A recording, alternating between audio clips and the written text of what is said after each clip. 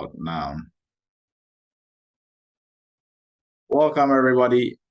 I'm Dr. Emmanuel Edu. This is our cyber chat every Friday, 7 p.m. Eastern. And we try to keep it in an hour, right? So depending on how the chat goes, sometimes it goes a little bit over an hour. But we try to make it informative as much as we can. That way, your time that you are spending with us here is worthwhile, right? So we will get started now. We still have people coming in, but we will let them in as they are coming.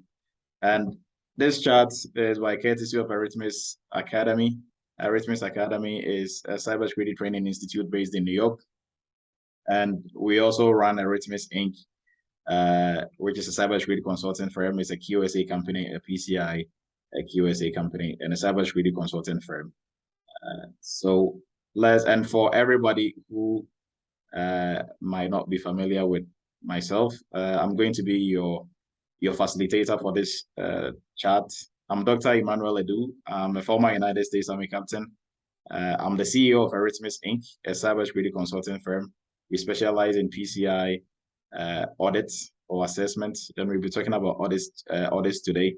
I'm a former professor at University of Maryland Global Campus and CTC, Central Texas College. And I'm also the founder of Eretmis Academy, where we train cybersecurity professionals like yourself, right? So today's topic, we'll be discussing IT auditing, okay? So let's get started. So what are we going to look at for IT auditing? We'll be looking at IT auditing itself. What is it? What really goes into it? What are some of the frameworks that we use, or some of the standards that we use for during audits? And what are some of the career opportunities within IT audits? With the career part, we are just going to look at the job description, the job titles. And then next week, we might probably dive deep more into it. So next week, the plan is to tackle one of the frameworks.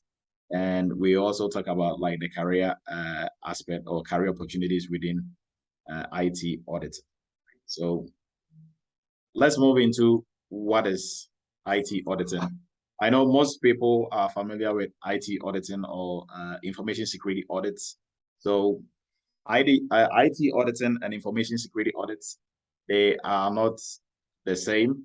Information security audits falls under information technology audits. So information technology audits is the bigger umbrella under which we have information security or even cyber security audits, right? So we will look at the broader area of IT audit, which covers information security audits or cyber security audits, right? So information security audits, the history or the goal behind it is just like any other audits in business, right? So just like how even in the health side, so in any industry, there are some types of audits or some forms of audits, right? And in IT, there has to be some, types and forms of audits as well.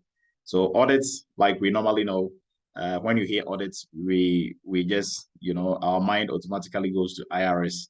IRS going to audit you for your taxes because probably you didn't file it well or you owe some money or something like that, right? But audits is not only on the financial side. On the IT side, we also have to audit our infrastructure to make sure that we are doing the best that we can. We are staying in compliance with the appropriate laws and regulations that might be mandated by law, or that might be mandated by the industry, or just for good practices, or to stay competitive in the business market. An example, we will get into it. An example for just staying competitive on the job market is for software companies. If you don't do your SOC 2 audits, you are not competitive. Nobody will really want to do business with you, right? So that is just an example, but we'll get into all those as we move forward. So now, what is IT audit? By definition, it is a way that we use to examine and evaluate an organization's IT infrastructure, right? So IT infrastructure, including applications, data use and data management policies, procedures, operational processes, and people, right? So in a nutshell, we can say that IT audits or IT auditing is a process that we use to evaluate people, processes, and technology, right? Because that covers everything within the organization.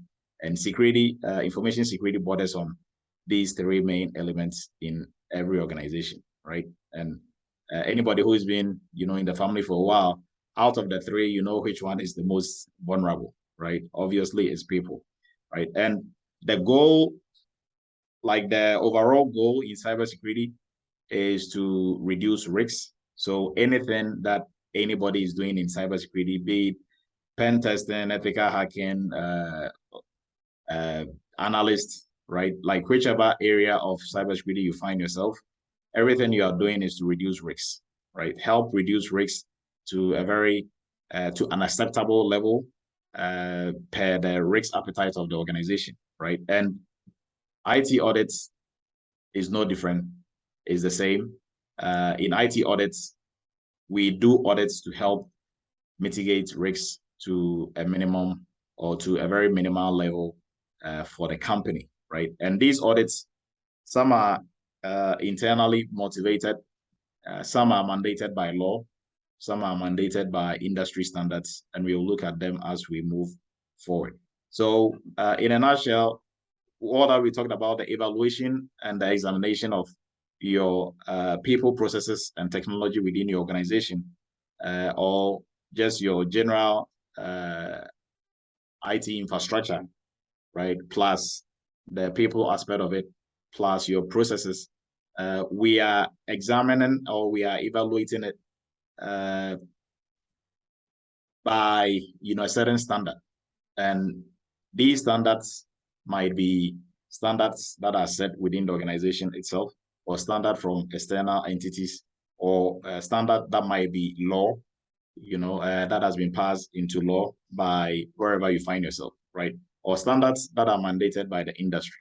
So we'll look at these standards or frameworks as we move forward. But this should give you, a really good idea of what IT audits is all about, right? So what areas is IT audit going to cover?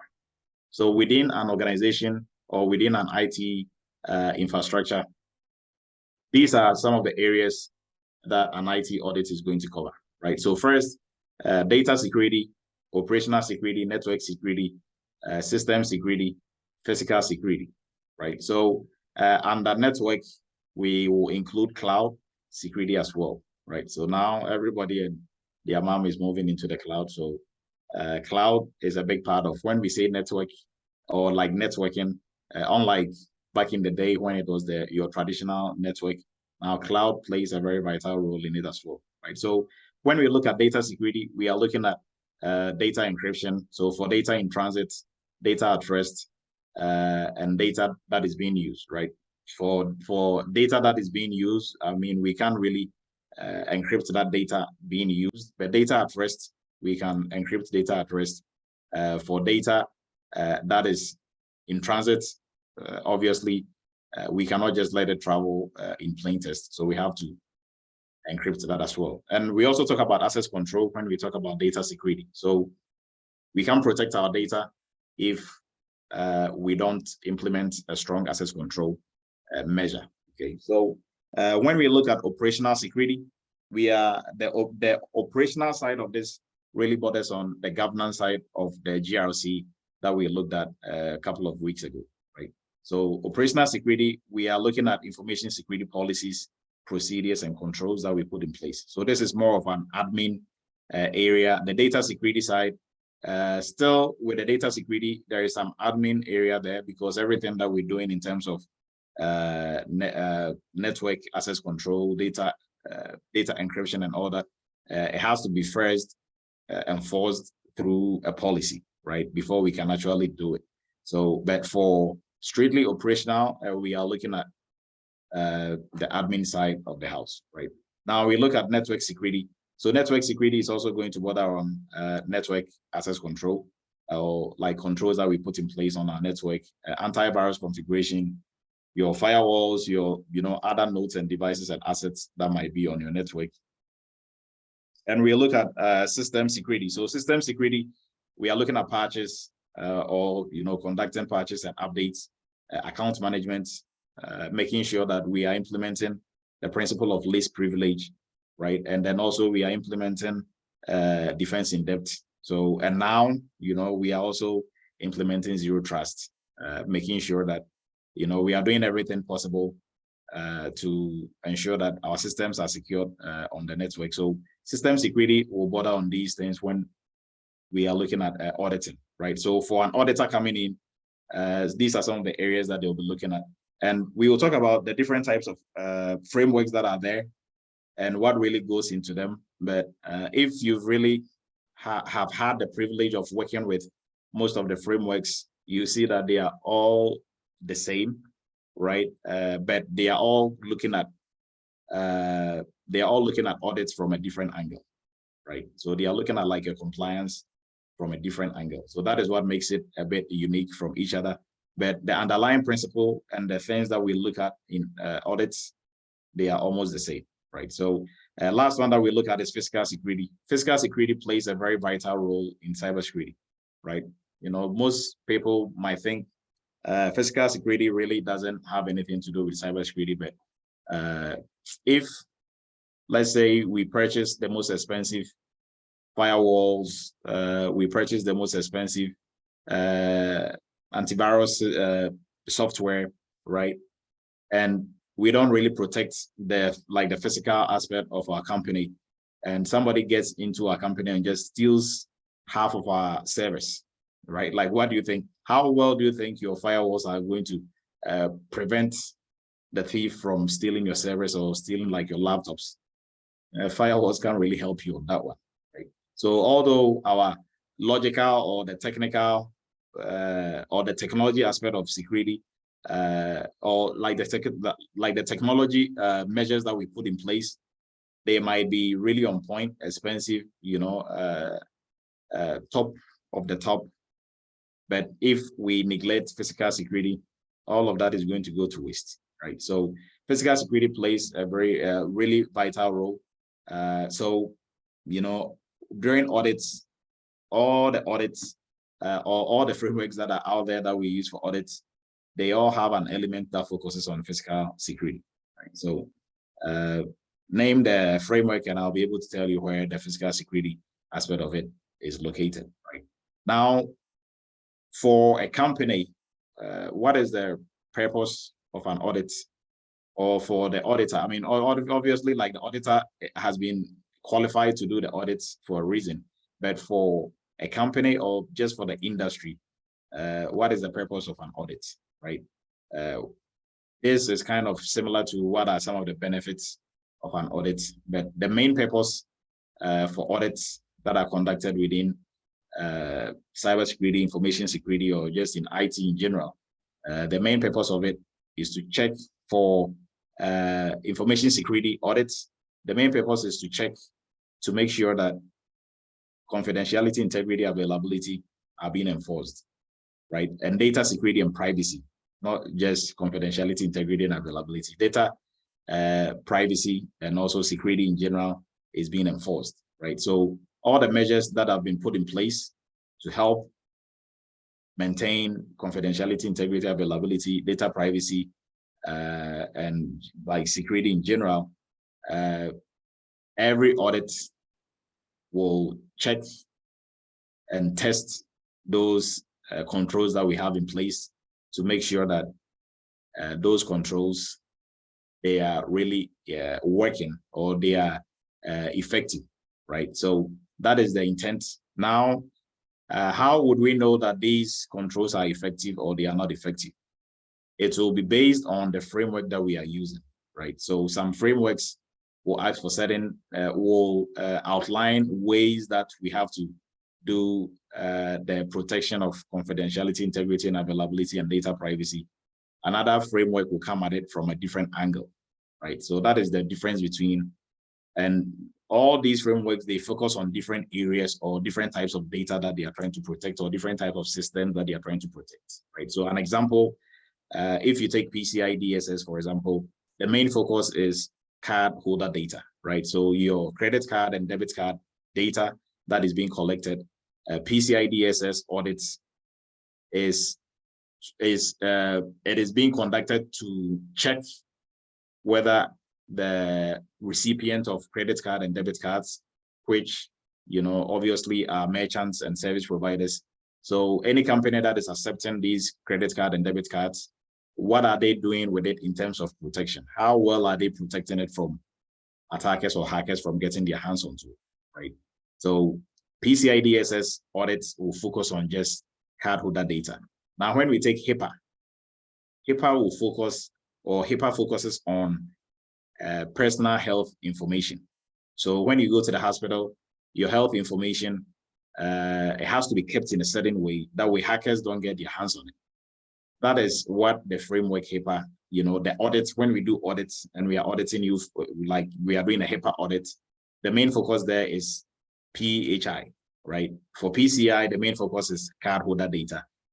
For other ones, for FEPA, the main focus is student information, right? So all these different frameworks, they have their main focuses, right? And all these different focus groups that we have per the framework, when we really look at it, and compare them, right? The main thing that they are doing is how the specific data they have been set out to protect, how they have been protected. And the yardstick that we use to measure how well you're protecting it is against confidentiality, integrity, and availability. And we look at it through the lens of people, processes, and technology. Okay, so the purpose of IT audits is to make sure that risk is reduced to a minimal level. And how are we doing that? Is to make sure we are enforcing confidentiality, integrity, availability, data security, data privacy, and security in general, right? And we look at it through the lens of people, processes, and technology, right? Because that is what cybersecurity or information security touches on in every organization, these three main things, right? So, and for audits, when, auditors, when they are really doing their, digging through organizations, infrastructure, and the people, processes, they are able to identify weaknesses that organization might otherwise not identify, right? And also for audits, right, players within the organization who are implementers, they can do their own internal to identify some of these weaknesses before an external auditor even comes in, right? And we'll talk about that as we move forward, right? But the main goal for audits, regardless of whatever framework we are using, is to identify vulnerabilities ahead of time. That way, hackers or malicious actors don't get in front of us before we do, right? So the last thing you want, or like the worst thing that you can do is to identify the weaknesses yourself in-house and remediate it, than to assume everything is fine and have an attacker find it. When an attacker finds it, there's no mercy, right? They are going to take advantage of it. So now, what are the specialty areas in IT audits? So the PCI partnership program that we launched on Wednesday, it is focusing on one or two of these specialty areas, right? And we are going to break it down and understand exactly what these specialty areas are. So when we talk about IT audits or IT auditing, most people just focus on the audit part of it, right? But within the IT audit space, there are three main types of activities that takes place. So the first is the audit itself. So just like the one that everybody knows, you are getting audited, is the audit. And the second one is consulting. And the third one is advisory and assistance, right?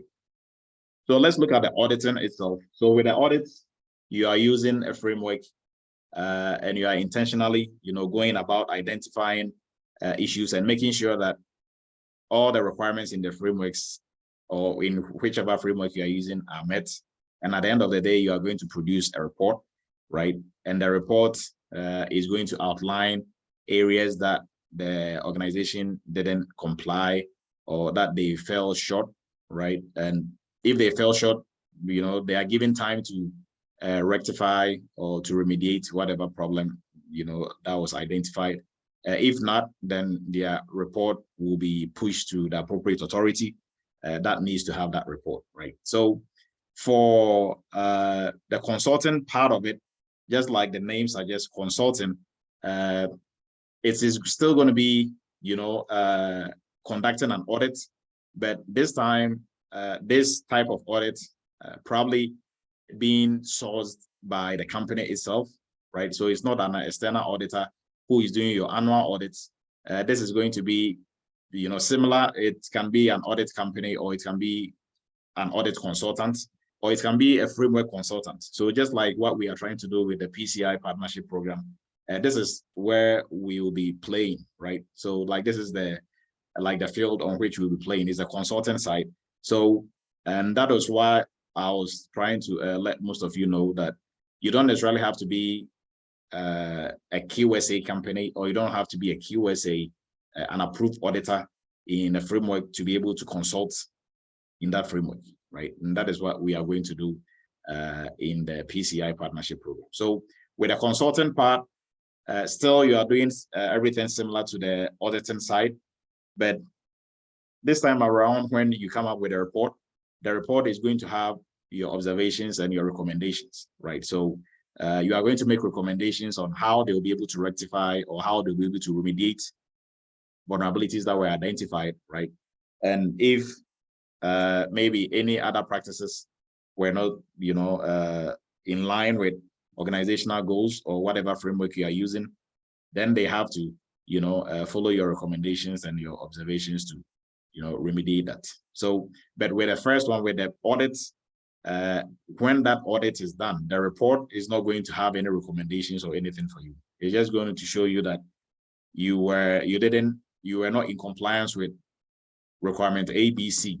That's it. You have to go figure it out on your own and, try to pass it. Now, during audits that I've done, if they come to you, and I'm not necessarily going to give you a recommendation, but I'm going to point you in the right direction, right?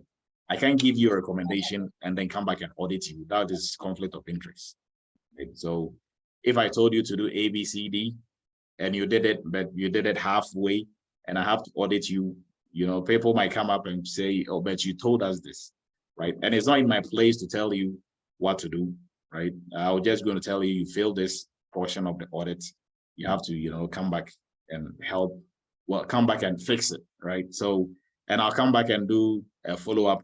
If it is fixed, then you are going to pass, everything, and you're going to get a report that shows that you are good. And that report will be, so for the audit part, like whatever report that comes out, if it is a mandated audit, whoever the entity that mandated that will get a copy, right? So the company that is being audited will get a copy of the report. The entity that requires that audit to be done will also get a copy of the report. So if you fail, it looks bad on the company. And for some frameworks, if you fail, it's not only going to look bad, but it's going to come with some punitive action. So you can, like, the company can be fined. Owners of the company, in some instances, owners of the company can even go to jail, right? So this is no joke. It's a serious business, right? For the consulting side, there's nothing like that, right? We are doing everything in-house to identify problems and issues that you might encounter and give you recommendations on it. So on the consulting side, similar thing as the auditing side is done, but this time it comes with your observations and recommendations. Okay.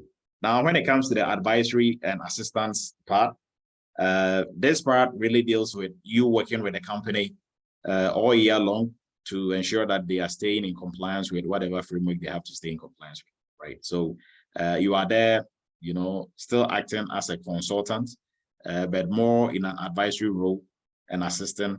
So you are kind of, in the trenches with them, digging and, trying to make sure, not you necessarily digging, their cybersecurity group or the IT group will be digging, and you are there trying to see that whatever trench they are digging is straight, right? So, or is crooked if it has to be crooked, right? So that is how, these are the three main specialty areas under IT audits, right?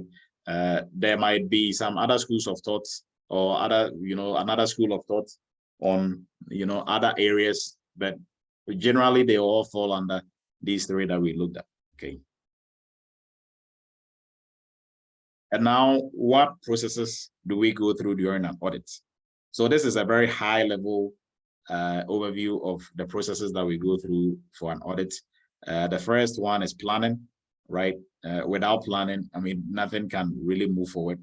And the second one is the field work. So an example, I'll speak to PCI very often because I do PCI. So for the planning part, it will be both on the company that is being audited, and also on the company that is going to conduct the audit, right? So there's going to be planning on the QSA company side, planning on the merchant that is being audited side, right? So, and as part of that planning, these people are going to plan, these people are going to plan, but they also have to come together to, have some meetings before the whole process can be kicked off, right? And that is all part of the planning stage. Now, the field work is, where you actually get on the ground and start doing your audits. So, i.e. doing interviews, looking at evidence, just observing what is going on to really see that what they say they are doing on paper is what they are actually doing on the ground, right? And for PCI, if a merchant is a level 1 merchant, they need to have on-site assessments. So that will be part of the field work. So you go there, you talk to, selected people that you want to talk to, and then you also, solicit for evidence to show that, or to help the organization meet like the requirements that you have for them, right? Now, the third portion is reporting, and this is almost a very difficult part of the whole entire process, right? Because it involves a lot of sitting down and a lot of work in terms of paperwork, right? So you have, after doing all these interviews, looking at all these evidence, the auditor or the auditing firm will have to now put all these together and make a report, right? In PCI, it is called the ROC, that is report on compliance. So you have to sit down and for report on compliance, for the ROC, it has almost like 600 and something fill-in slots, right? So for all the interviews you did, for like all the evidence that were provided, you have to state them, right? So if you fail an organization based on if you fail them on a requirement, you have to state why you failed them, right? What they were supposed to have that they didn't have, or what they had that they didn't meet the requirements, right? You can't just say they failed, right? Because, and if they pass, you also have to state what they had that met the requirements. So that is a lot of work, right? If you are an auditor, it's not like a walkthrough park job. It's like very chilled. It is a lot of work if you have to do, like, out of all these four, the reporting side is where, you might probably call it the B word, right? So, and the last one is follow-up. So follow-up might be needed in some cases, it might not be needed in some cases. It is needed if the company didn't pass the assessment on the first run, right? So during the assessment, if they didn't meet some of the requirements, they have to come back, or like they have to do a remediation. So I'll let them know you failed requirements A, B, C, and these were the things that you had, but it's not enough. You failed it, so you have to provide something else, or you have to implement some controls that is going to meet the requirements. So I will explain the requirement to them, but I'm not going to tell them what to do, right? So if probably they are not getting it, I'll explain it to them, but I'm not going to tell them exactly what they are supposed to do, because that is not my job, and that will be, conflict of interest, right? So they should have another auditing firm or another consulting firm that they are working with. If they don't have an in-house, PCI team, for this instance, if it's a PCI team or an in-house auditing team or a GRC team, and if their GRC team, if they don't have anybody who is knowledgeable about the framework we are using, then they have to find a consultant who is going to help them, right? So for the PCI partnership program, that is going to be you, right? Because I can assure you, if you take any 10 cybersecurity professionals, or if you take any GRC team, probably you wouldn't find one person who is the PCI guy or girl, right? Maybe if you take 100, you probably find 2, right? Some people might claim they are the PCI girl or boy, but when you dig a bit deeper, you might run into issues, right? So that is why we have implemented this PCI partnership program, and it is supposed to also give opportunities in terms of work. So it's not to make you work for somebody, but to work for somebody as your own boss, sort of, kind of, right? So, but just to train you on the consulting side, not just on the auditing side, but GRC in general, and also if you deem it fit to move into other areas of cybersecurity, the consulting business is the same, right? Whatever you are consulting for, the principles are the same. So follow up, that is if they fill some requirements, then we do follow up. So these are the broad stages that we go through for an IT audit. Okay. Now, what are the duties of an IT auditor? So as an IT auditor, your main duty is to check the organization's compliance posture, right? So you are checking this against whichever framework you are auditing them against, or you are auditing them for, regardless. The English people can correct me on that one, right? But simply, you are checking them to make sure they are in compliance with whatever framework they have to stay in compliance with. And now the question comes in as, what can an organization be liable for? Maybe 4 or 5 frameworks that they have to stay in compliance with? Yes. So that brings the whole very complex audit or GRC area within organizations, right? So an example, an organization that accepts credit card, debit card, that stores, transmits, or process these cardholder data, they have to stay in compliance with PCI, right? If this organization is like it's a hospital or is in the health industry, for the sake that just because of they are in the health industry, they have to stay in compliance with HIPAA, right? So that is 2 frameworks right there, right? So let's say if this company or this organization works for the government, or they are a government agency, they have to stay in compliance with FESMA. They have to stay in compliance with RMS, right? So that is what 4 frameworks right there. Okay.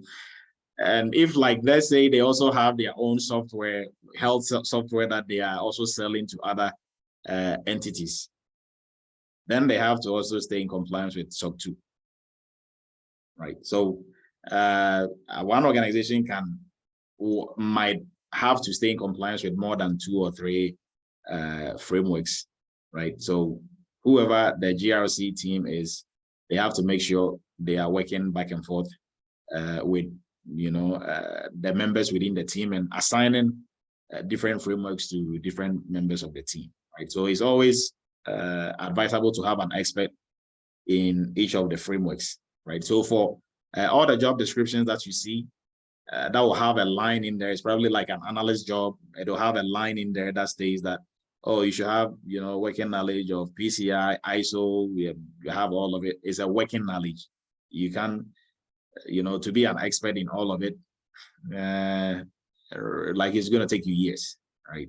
So maybe probably you had the privilege of working with like PCI for a while, and then you switch to work with ISO, and you switch to work with, but really for jobs that would just list all of them in a line, you just have to have a good working knowledge of it, right? So it's not like if you are not like an expert in it, they are not going to pick you for those jobs. There are a lot of students, like our students, who got jobs and those were in it, and they didn't know all the frameworks, right? At least they know this is this, that is that. They probably use 1 or 2, but not all of them, right? So organizations, it can get a bit complex for organizations when it comes to the auditing side, because if they have to stay in compliance with more than 2, 3, 4 frameworks, then that if they don't manage it well, it can be problematic.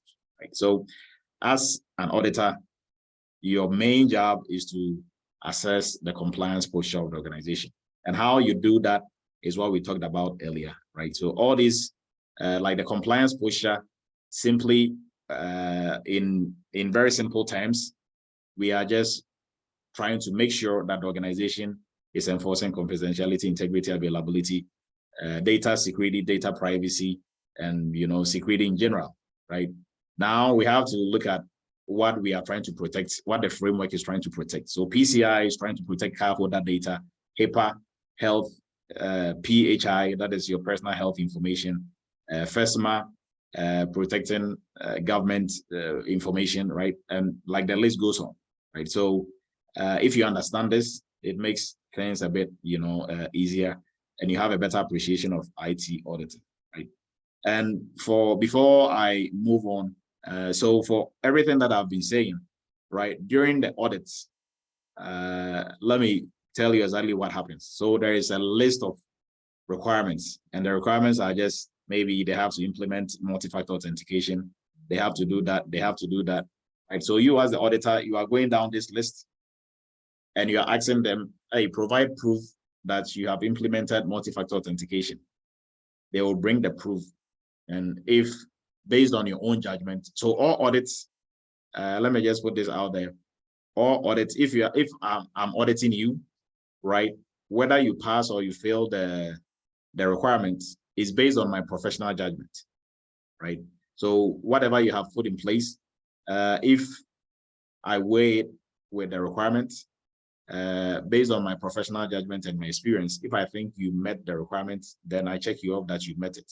That is why on my report, there is a place for me to put exactly what you had in place that made me say that you passed the requirements. And the reason why they have us do it that way is that after I'm done with my report, right, at the end of the year, like for PCI, at the end of the year, PCI will do an audit on my audit, right? If that makes sense. They will do an audit. So they will pick some of the audit work that I did. They will pick some of my report, and they will go through it and make sure that I know what I'm doing and I'm doing everything right. So if I was checking the box for people that they met the requirement, and what they showed me was like nothing close to them meeting the requirement, then PCI will probably take me to a retraining. And if my all my reports, audit reports are problematic, i.e. they have issues like that, right? Like that shows that I don't even understand what I'm doing in terms of measuring what they have, in terms of like the control they have in place and what is being required, or like what is required, right? So that is why when people say, the GRC part of cybersecurity is the easiest part, I just want to go in there, really, you might really want to consider, right? So yes, there are some areas, that are a bit gray. So it's easy for you to leverage skills that you have already to go into those areas. But I will encourage everybody to really, if you are just new getting into that area, dig deep into your books, right? Dig deep into, invest in training and other stuff that is really going to help you with your whole holistic understanding of cybersecurity. Because if you don't understand cybersecurity, you don't have a very holistic, understanding of cybersecurity, you can't really be a good auditor, right? Because being at all these audits and framework stuff that I'm talking about, it touches on all areas of cyber, all cryptography, identity and access management, networking, name it, it touches on it, right? So you have to have a good working, a good working knowledge of all these areas to be very effective. And even as an implementer within an organization, if your understanding is, or if your knowledge, there's gaps in your knowledge, how are you going to help your organization pass these requirements, right? Because if you read it and you don't really know what you have to do to show that you passed, or like you put something in place, then, you are going to fail that, right? So the next duty of an auditor is to ensure that all policies and procedures have been implemented and they are working effectively, right? So as part of your checks, that is, or these are some of the things that you are going to check. And this cuts across almost all the frameworks, right? And your next duty is to identify any weaknesses within the organization that might enable malicious actors or hackers to gain unauthorized access to sensitive information or sensitive data within the organization, right?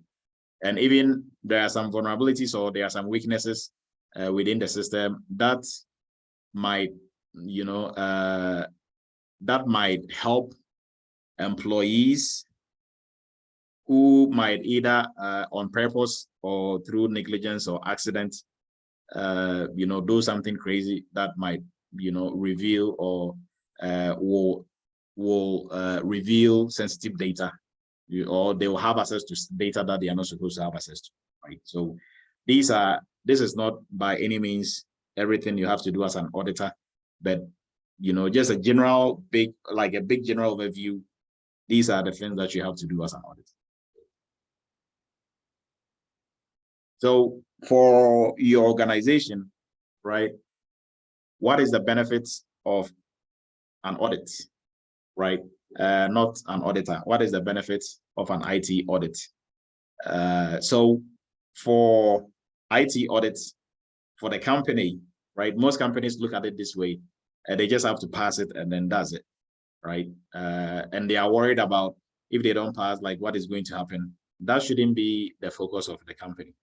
The focus of the company should be, how this audit is going to help them to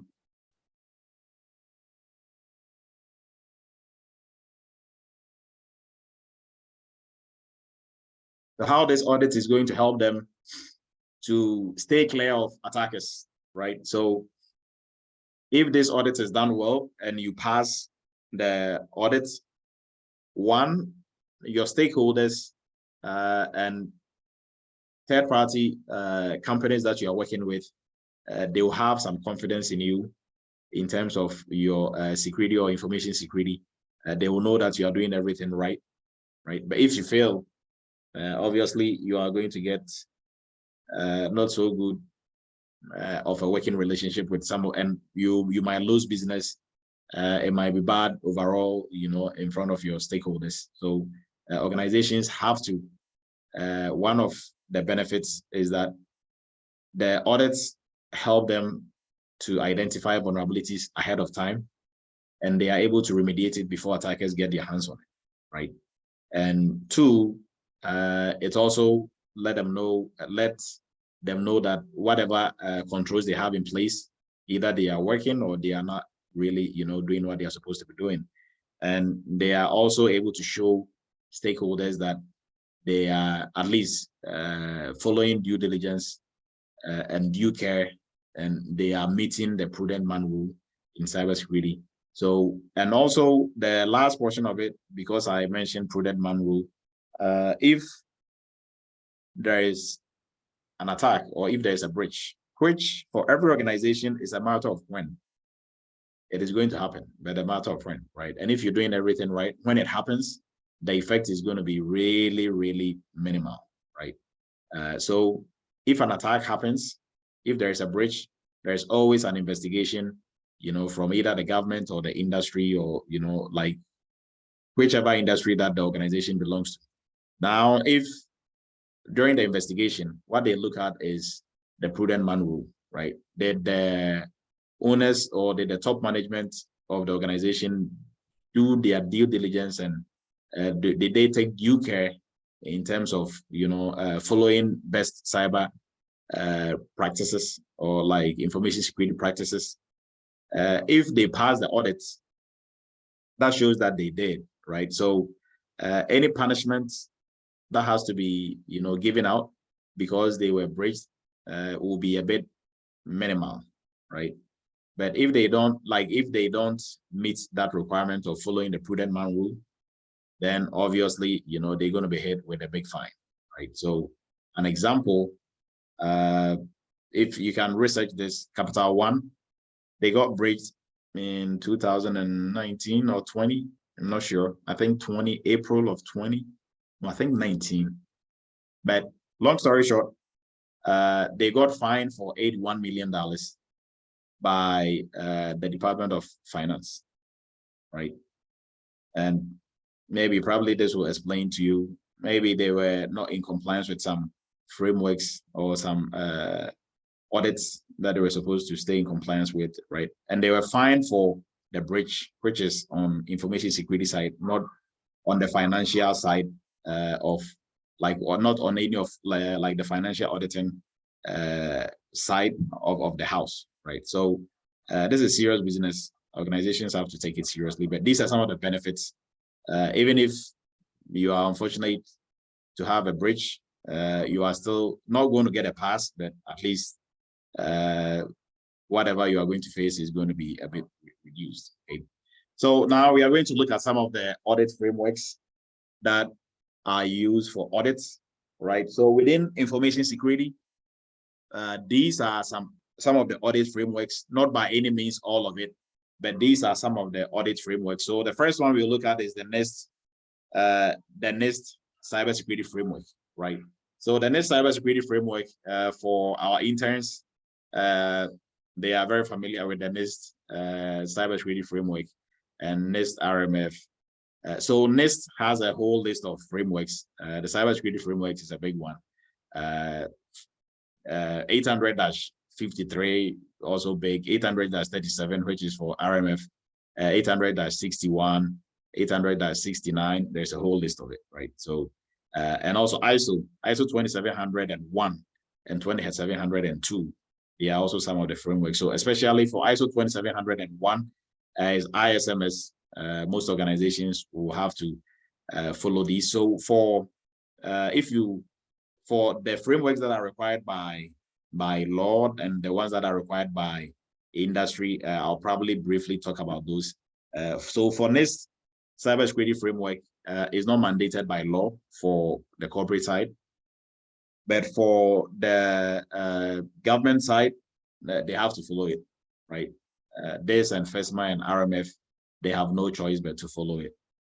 For ISO 27701, it's like the Bible, right? It's like the Bible when it comes to best cybersecurity practices or information security practices, but it's not enforceable by any law, right? But within the industry, if your organization passes 27701, it's good on you, right? And some companies wouldn't do business with you if you don't pass 27701, right? So, but if you don't pass it, or you are not going to be fined, there is no really implications. Maybe probably you're going to lose a business or two, which is fine, right?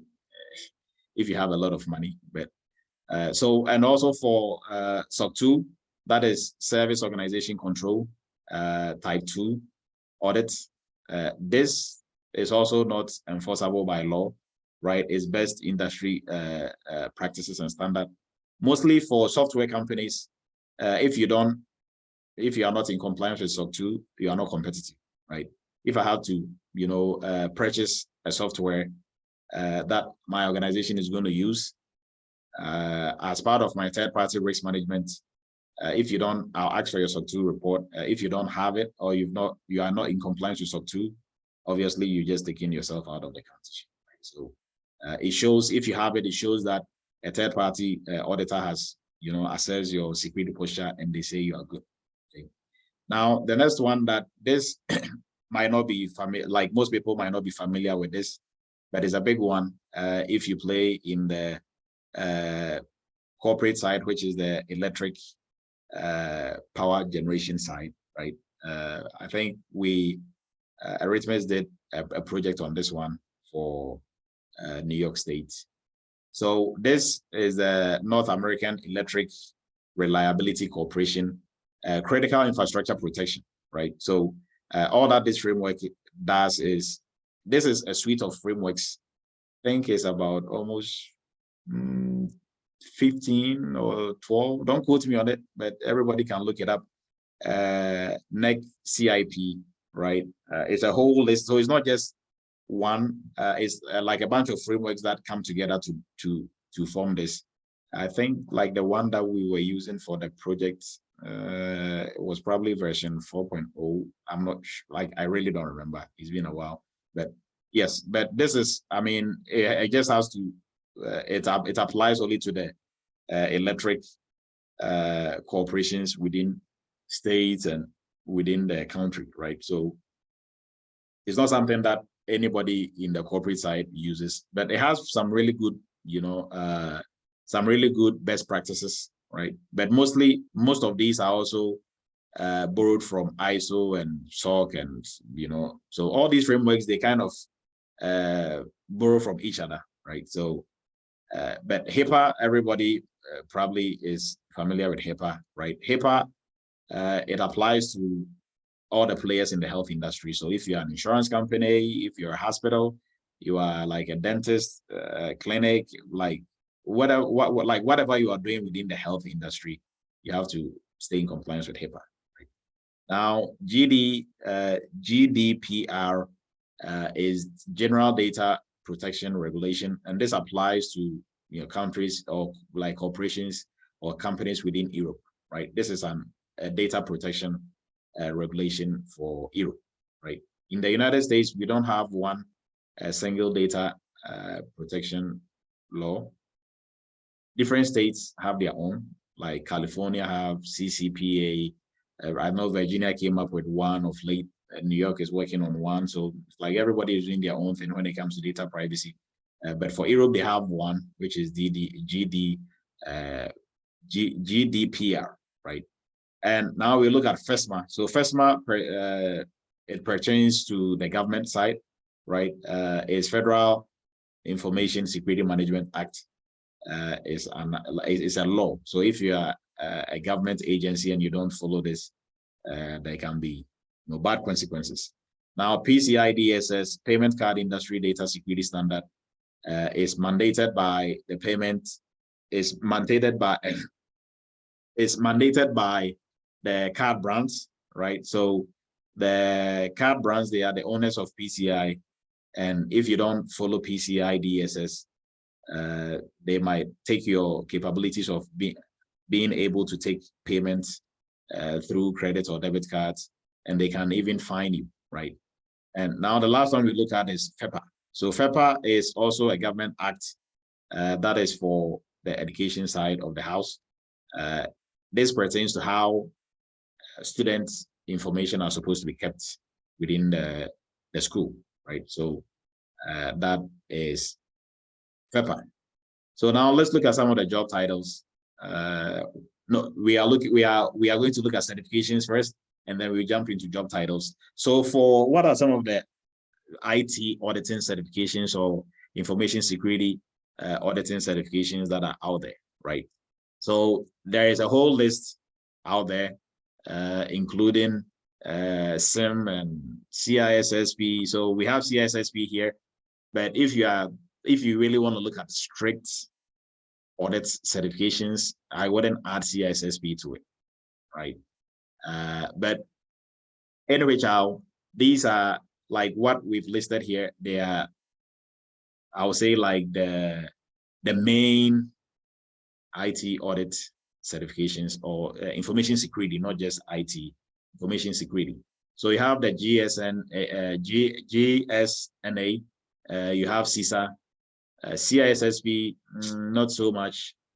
You have the Certified Internal Auditor, which is also a good one. Certified ISO 27001 is a good one. You can either be a lead auditor.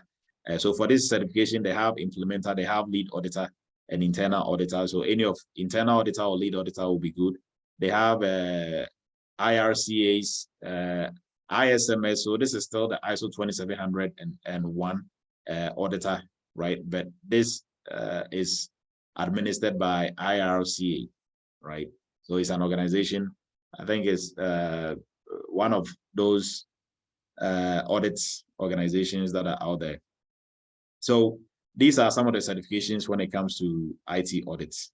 Okay, but there are other ones out there, but I think we probably covered all. The rest of them, like the list that I see elsewhere, most of it is really not they are more managerial, operational certifications than IT audit, right?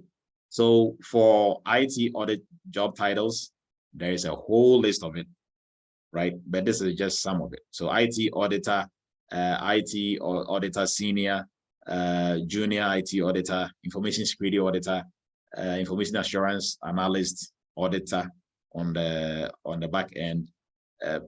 There's a whole list, right? But sometimes you're also gonna get tricked into this by just a normal security analyst title, right? Mostly sometimes the titles, you are not really going to do what is in the title. You'll be doing something else, right? So really, if you are looking for an auditor gig, you can go straightly by, you know, some of the job titles with auditor in them. But you know, sometimes it might be a normal analyst job, it might be a normal risk something job, but then you still be doing auditing stuff, right?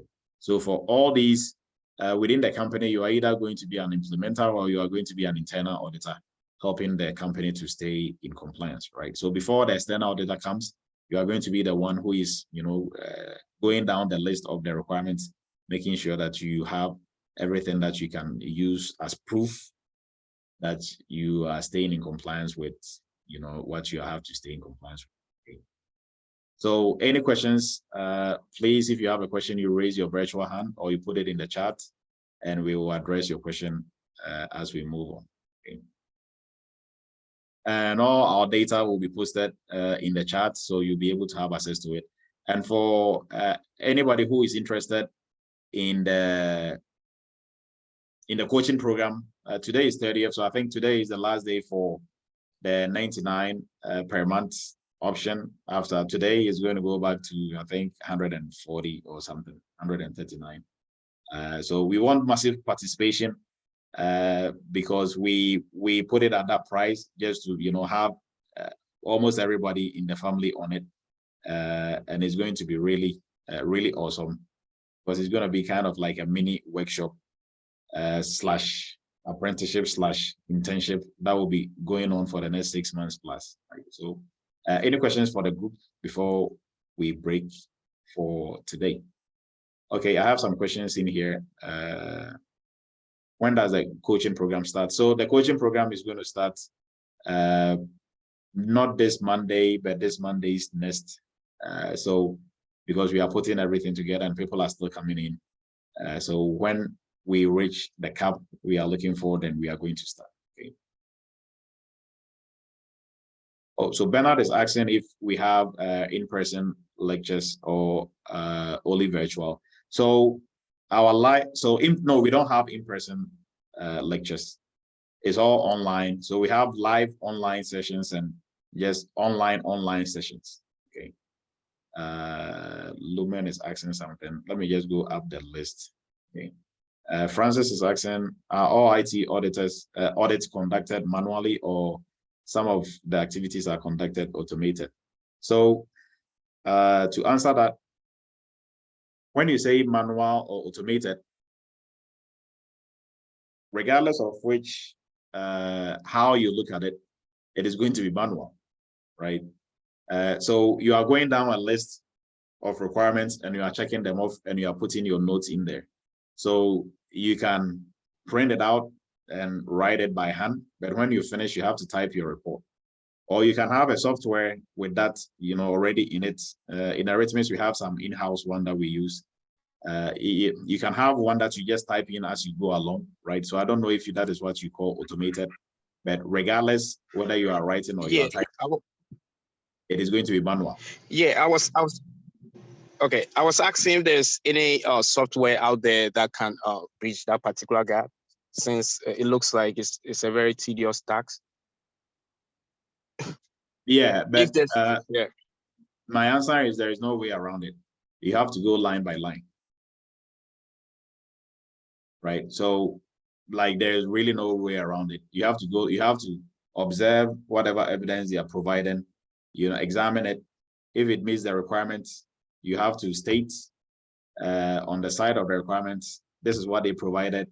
It met the requirement because of ABC, right? And move on to the next line.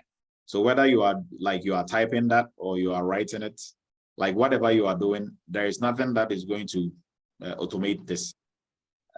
Like the only automation that I can see in there is if you don't want to do double the work, you can, as you are taking notes, you can be taking notes within the areas that you have to take the notes, right? But always, like always, you are always going to take some extra notes elsewhere that you are going to add to what you have.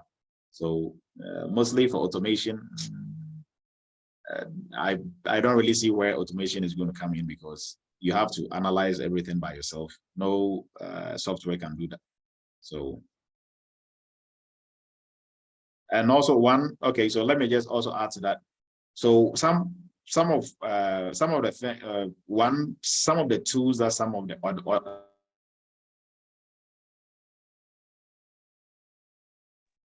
yeah, sorry about that, everybody. So some of the tools that some of the auditors use, the companies that are being audited, they have to use the same tool. So an example, if maybe Eretmis, we are in bed with Vanta, right? Vanta is a tool, and we are about to audit you. We will encourage you to also use Vanta, because how that works is all the evidence that you are going to post in Vanta, we will see it, right? So if you have to, you know, show us your policies, you just upload the policies in there, and through the common portal that we have on Vanta, we will see it as well, right? So maybe you can call that automation, but at the end of the day, the analysis of it and everything, that is like manual work that you have to do to make sure that they stay in compliance. Right? So I hope that answers your question, Francis. Yes, thank you. So let's go back a little. Okay, so Francis, and then we answered Bernard. His Lumen, does FAA and EASA regulations relate to cybersecurity? I don't think so. I really don't think so. Justice, please, which coaching program is that, sir? Oh, so Justice, we have if you go to our website, is the cyber group coaching program, right? It's $99 a month, and it's more of, we are going to do something similar to what we did in internship, right? So there's going to be a lot of projects to work on, and a lot of discussions, and a lot of learning and skills to be gained, right? So if you want to hop on that, it's really going to be very beneficial. I think everybody on here should be able to hop on that, right? Because that is really, you know, everybody should really get on board on that one, because it is going to be fun, and you want to lock in the $99 before it goes up. Which coach? Okay, so I answered Justice. George, how would SIM help in an audit role? So yes, George, for SIM, in some quarters, they say SIM, that is CISM, is Certified Information Security Manager certification, right, from ISACA. Some school of thought say SIM is an audit certification, but I really don't think so, right? But how is it going to help you? Every certification that you get in cybersecurity, if you really know the the content of that certification, it should help you in audits, right? Everything that you are learning and you know in cybersecurity will help you on an audit, in an audit, right? Because to be an auditor or to do a good audit, you have to be all-rounded, right? So SIM focuses on the managerial side of information security, so it should be able to help you, right? So CISSP, Security Plus, like whatever, ethical hacking, anything that you're doing, something in it is going to help you with your auditing, right? Frank is asking, how do I start and what will the schedule be? Are you talking about the group coaching program, Frank? Or I'm not really sure what you're talking about. Vic is asking, do you have hands-on course on IT audit? So Vic, we don't have only an IT audit hands-on training. If you're looking for specifically IT audit hands-on training, we don't. But I encourage you to take other forms of training, because if you are all-rounded and you really you have a very solid foundation, audit piece, that is where audit piece becomes a bit bearable, right? I'm not going to say it's easy. It becomes a bit bearable. But the last thing you want to do is, if you find yourself in any audit spot, you are fighting with the audit itself. You don't want to be fighting with your cybersecurity knowledge and your skills as well, right? So that is why I'm saying anything that you're doing, whatever certification you are taking, is going to help you, because overall, all the knowledge and skills you're acquiring is going to really be of help, right? So, because you can't assess somebody on something that you don't know, right? So if you have to, like, I'm not a barber, right? And if I've been made the judge of a barbering show, so when people cut hair, I'm the one who's supposed to look at it and judge. But I'm not a barber. Like, what am I going to judge? Really? Like, I don't know the types of clippers they are using and which one should have been used for what. So that's my point, right? If you don't really know more about your stuff and how things are supposed to be, then you wouldn't know what right looks like if you see it, or you wouldn't know what wrongs looks like if you see it. So that is my point. Oh, okay. So Miamon is asking if I could share more information on the coaching program. Will it be available on this platform? So Miamon, the coaching program, I think I'll probably share the link to it. You can read more about it on the website, but I'll share the link before we all break for tonight. But the coaching program is going to be a program where we will meet together as a group, and we will break ourselves into teams, and we will work on real cybersecurity projects, right? So just like how similar, like what we do during the internships, right? So we work on real cybersecurity projects, but this time we have more time, so we can go more in depth into it. And the goal is to make it, affordable for everybody, and to have massive participation as much as possible. So it's not just gaining the skills and the knowledge, but also networking with each other, getting to know each other better, because it's all about networking also, right? So that is the whole idea behind it. But I'll post the link in here for you, or if you go to our website, eretmisacademy.com, you just have to look for in our catalog, just look for cyber group coaching program, right? You see it in there. Now, Bernard is asking, are you going to teach us how to use a Banter tool? So is it on here or in the coaching program, Bernard? Yeah, during the coaching program. Oh, so during the coaching program, I mean, if we are doing something on those lines, then yes, we will touch on it.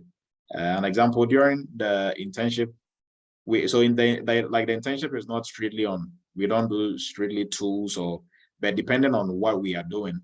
So for instance, we are working on incident response. So people doing the internship, they had the privilege of working with at least 2 or 3 incident response tools, right? So depending on the project we're working on, yes, we will touch on tools, right? And you get to know how to use those tools as well.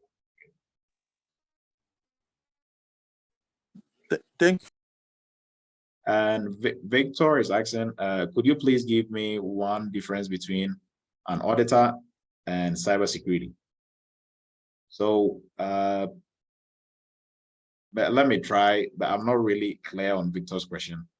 But, and it's a bad practice to answer questions if you don't fully understand it. But I'm going to give it a shot, right? So, Victor, I assume you're asking the difference between an IT auditor and cybersecurity analyst, maybe.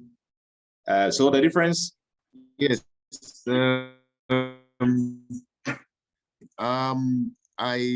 From all the explanation we've done so far, basically, I understand it as cybersecurity is more or less an audit work, making sure that we follow, we comply comply to regulations, making sure that all vulnerabilities are taken care of. So like if you're an analyst or whoever you are, cybersecurity is to secure the place. So basically you are doing an audit work. And so I'm kind of a bit, confused as to where now the audit also comes in, because you are basically doing audit work. So that's where I wanted to give me the difference. The difference. Okay. Yeah. Great question, Victor. So within cybersecurity, right, we are all doing the same thing. That is to minimize risks, right? But we are all doing it from different angles. So if you are an auditor within a firm, mostly they are going to assign you a framework. Mostly you are not going to be like a general auditor within. You have to be an auditor for something. Okay, so like you were saying, if you are an analyst, what you are doing is not necessarily an auditing gig, because you are like jack of all trades, maybe, depending on the company. So you can be doing vulnerability you can be handling vulnerability management, you can be doing third-party risk management, which is not necessarily auditing, right? But on the audit side, we predominantly focus on frameworks, how to stay in compliance with these frameworks, right? Because that is a whole job on its own, right? So if you throw that in with other, stuff, then the company, either they are very small and they don't have enough, personnel to work on it. But for big companies that have a lot of like that, has a big target on their back, they will have somebody who is assigned as the PCI person, or who is assigned as the third-party risk management person, or who is assigned as the RMF person, right? Because then that person will just be working on, like meeting those requirements. So for an analyst, if I explain what an analyst does, maybe that will really, clear some stuff for you. So for the auditor, right, you can be working in an auditing firm, right? So you can be the one doing the audits, or your firm could be the one doing the audits, or you could be working for a company. And although you are an auditor in the company, you'll be doing internal audits, right? So for the analyst could be doing anything from, like I said, doing risk assessment, risk management, updates, making sure, or doing doing remediations for like vulnerability scans and stuff like that, right? So what they are doing, eventually we are all coming together to make sure we are reducing risks. But audits, we go strictly by the frameworks. So, but you can because you cannot audit the organization based on really nothing. It has to, you have to have something to go off on. Other than that, then you're just going to be going down a rabbit hole, right? So if you're an analyst, you could be assigned an audit role, but until then, you are not necessarily doing an audit, right? You can be doing inventory and all that, but they are not necessarily, we don't really necessarily classify them as audits. I hope that is clear. Yes, I'm clear on that. Thank you. Okay, good question though. George is asking, so I gathered that all audit sessions must be physical, i.e. on site, and cannot be remote. No, George, that is not it. That is not accurate. So even for PCI, right, during COVID, PCI was very adamant on there is no remote audit. It has to be on site. And when I think 2021 was when they were like, okay, you can do remote audits only if with a lot of clause, right? So even PCI gave up on strictly physical audits in person. They came up with, because I was in a meeting one time and they were swearing heaven and earth, a remote audit was never going to happen, but they gave up, right? So audits, all of it is not physical. You don't have to physically be there. Reason being that now, with the help of cell phones and stuff like that, and also because of COVID, right? Before COVID, for PCI, if a firm was level 1, you have to be there on site. Reason why you have to be there is this. So let's say if you are talking to them via Zoom or on the phone, right? Who has to do this, who has to do that, or give me this, give me that, they'll give you order. If you are there in person, and let's say an example, you are there in person, right? And you see somebody go into the server room and just, you know, it's like a casual place, people are just going in and out.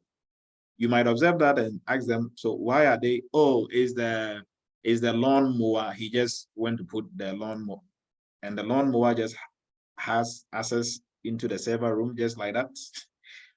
That is going to raise issues. Then you know, okay, these people are not doing everything right? But if you are not there in person, stuff like that, you are not going to see, right? So now you have to, you know, question, or you have to interview the lawnmower or like whoever, right? So being there in person, it gives you a very holistic picture of what is going on.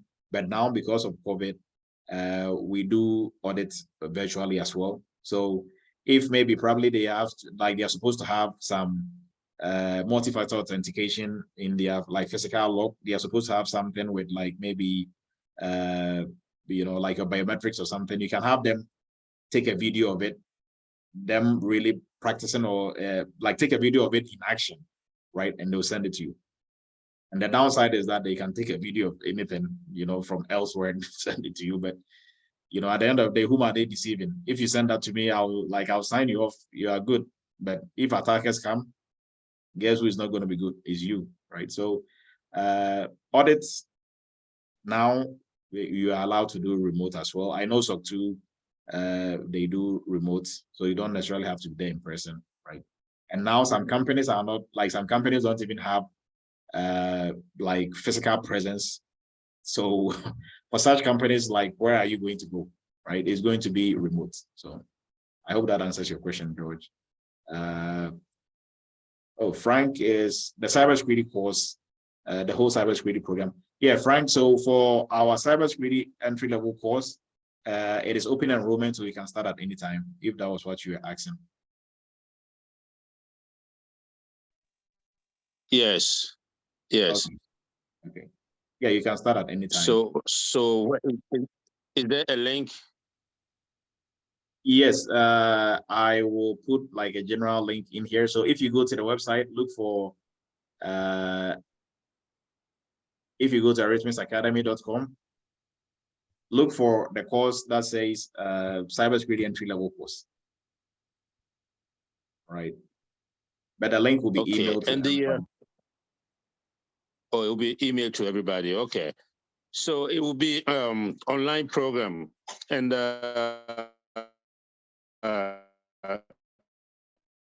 in the evening. Sorry, you were coming in a bit broken. If you can say that again. The schedule, the entry level, the schedule.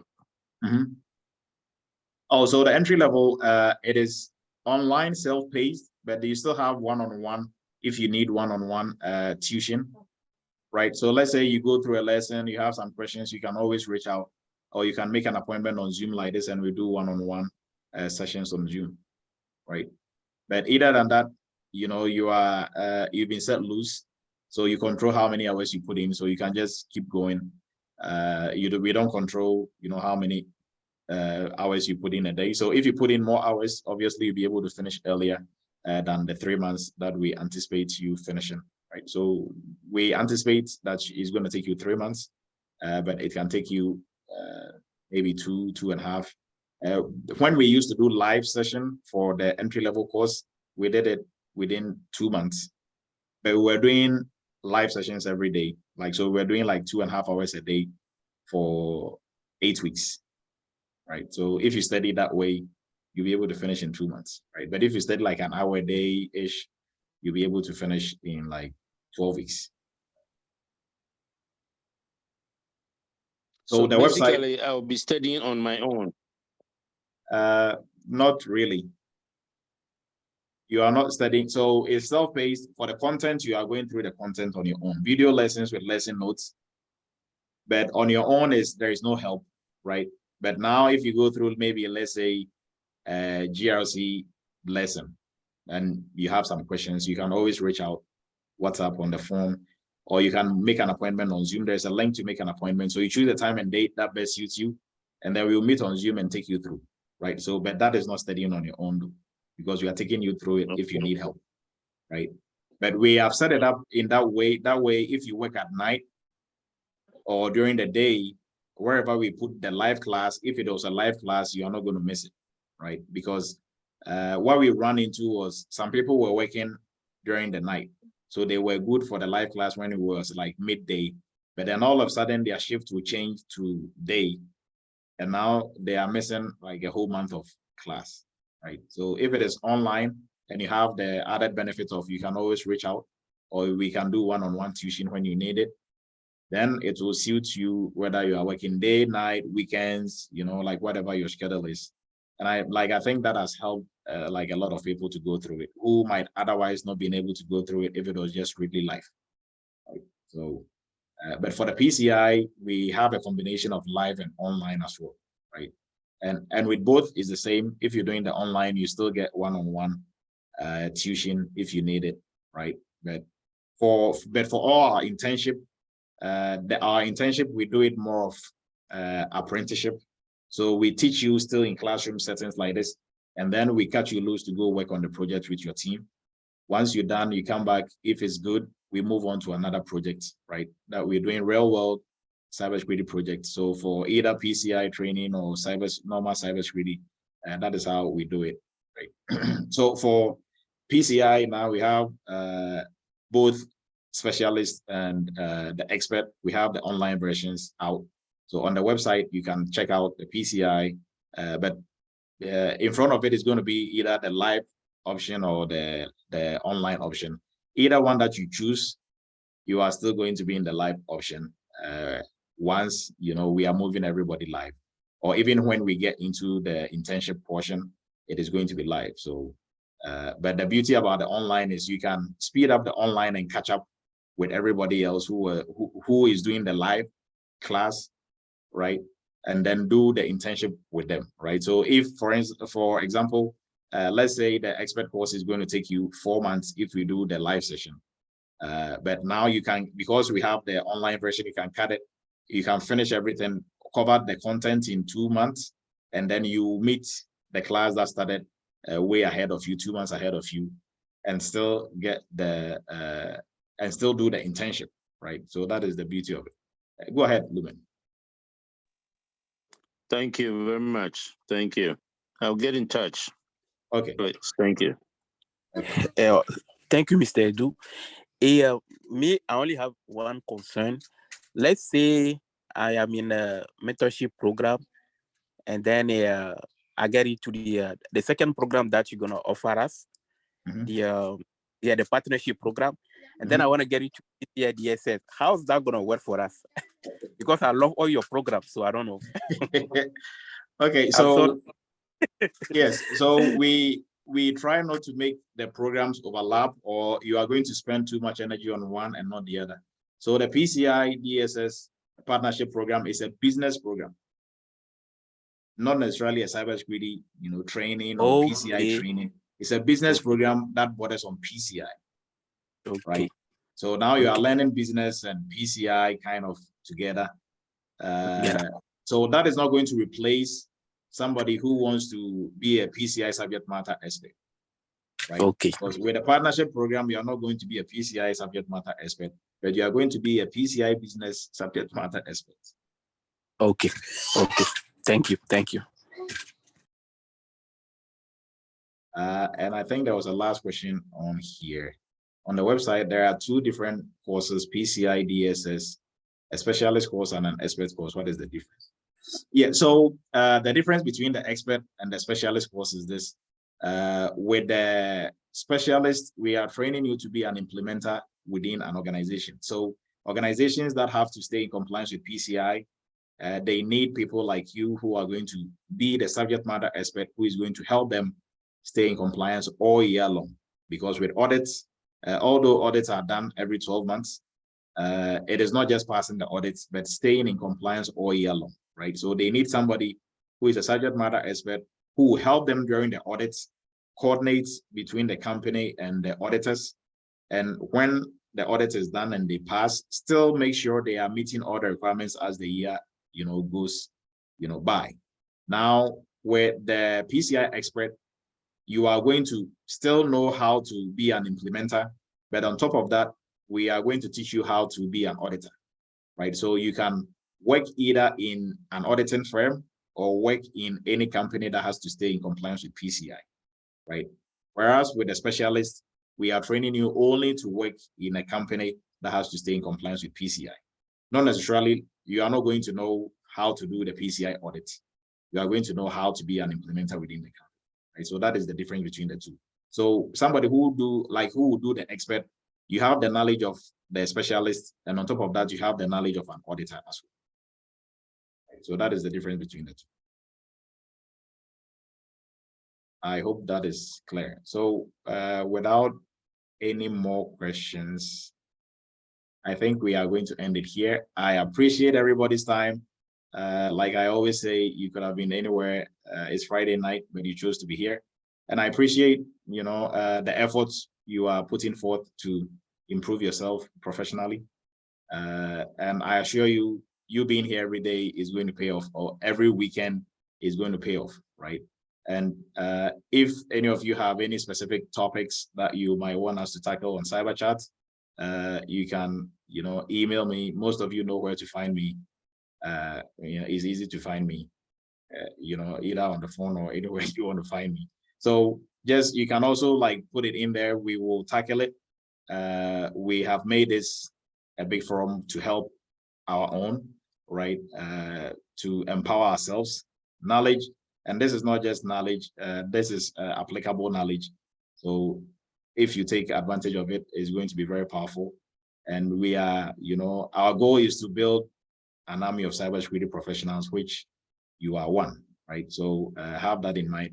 I appreciate everybody's time. Have a blessed weekend. We'll meet again next week, Friday. And for everyone who is interested in the coaching program, please go ahead and enroll. And also in the partnership program, it's going to be a business PCI program, right? So this will help you to change the odds. So instead of looking for a job, you are now going to be the job creator. So please enroll in that also if you are interested in that, okay? We'll meet again next week, same time, on Friday on Cyber Chat. I appreciate everybody's time. Somebody just came in, surprisingly. Thank you very much. We'll meet again. Have a blessed weekend.